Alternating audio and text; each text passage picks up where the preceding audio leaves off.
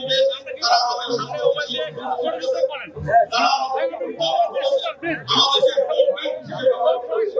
আমরা এইবার সিদ্ধান্ত নিয়েছি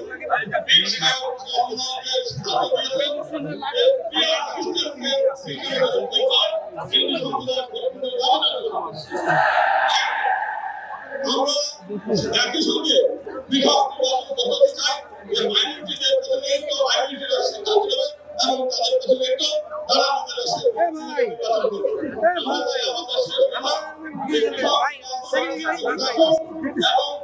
দেশের গণতন্ত্র পিআরসিতে এইটা বলে এদেশের হিন্দু সম্প্রদায়